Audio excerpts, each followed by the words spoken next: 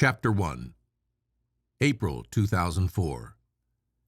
Young Scott Briggs thought he went unnoticed his first full day of boot camp, as the drill instructors frantically ran back and forth, screaming at the top of their lungs, in order to herd the freshly shaven gaggle of boys into something that resembled a military formation. However, the fine eyes of his Marine Corps drill instructors did not miss the fact that Scott was far from ordinary, as he stood with his face to the blistering South Carolina sun. His skin was no stranger to its punishing rays. It was dark, and the exposed patches not covered by his brand-new camouflage utility uniform shimmered with a fine glaze of sweat. He stood just shy of 5'9" and never rested flat on his heels. To do so would keep him from reacting quickly if the need arose. His extraordinary balance and stance was placed in him by his heritage. His father and mother, and their father and mother before them, all walked the decks and floorboards of small boats tossed about by the movement of wave and wind that showed no mercy to anyone caught flat-footed and unprepared. His forearms were uncommonly thick and looked chiseled out of stone. His upper thigh split into two perfect bundles of muscle that flexed independently of one another, depending on how much weight he burdened them with. His muscles were the product of a working man's life, not pumping iron under the fluorescent lights of a weight room. They came from leaning over the gunwales of small boats and hand-pulling the burdened lines of full crab pots. These crab pots were not only full of blue crab, but also the added overgrowth of barnacles. With each bow of his back as he heaved and pulled, his shoulders had grown wider and his waistline tighter. On his third night, in the Marine Corps recruit depot at Parris Island, South Carolina, 19-year-old Scott Briggs felt he wasn't living up to his potential. He felt average in height and build compared to the other recruits in his platoon, but he was passionate about being a good Marine.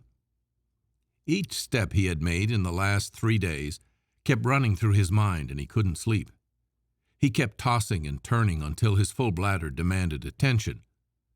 He carefully made his way through the silent barracks to the head.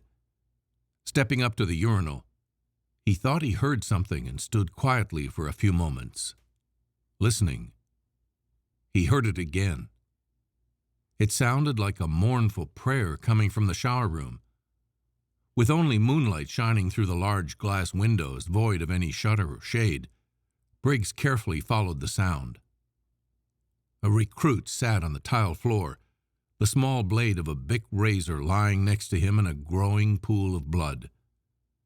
The sobbing boy leaned against the far corner of the shower room, holding a rosary in his hands, mumbling, "Please forgive me, Father, please." Before Briggs could comprehend what was happening, he instinctively pulled off his t-shirt and wrapped it around the boy's gashed wrists to stop the rapid flow of blood, while yelling for the fire watch to wake the drill instructor on duty. An enormous amount of blood had pooled on the floor. Briggs had never seen so much blood, not even during his hunting adventures in the woods of the Outer Banks of North Carolina. He took a deep breath, tightly secured his t-shirt around the sobbing recruit's wrists, and held them elevated above the boy's head. The senior drill instructor, Staff Sergeant K.L. Schultz, rounded the corner.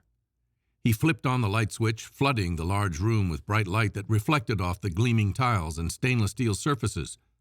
He quickly ordered the trailing fire watch to call for an ambulance. Schultz stopped just short of the pool of blood that Briggs was kneeling in and carefully leaned over to check the boy's pulse at his neck. "He still has a strong pulse. Briggs, you've done a fine job of stopping the bleeding. How long has he been like this?"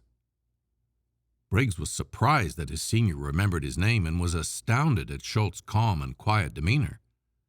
He is human after all, Briggs thought, not spitting out orders or making me feel like the dirt under his boots the way he normally does. He's just talking to me. Briggs considered the delicacy of that, the maturity it took for his senior to let go of the persona he needed for his job and calmly interact with him. The incident would stay with him for a long time. "I'm not sure, sir. I've been here less than 20 seconds, sir," Briggs responded in a low voice. "You're doing fine. Keep everything just like you have it, okay? The corpsmen will be here shortly, and they'll take over."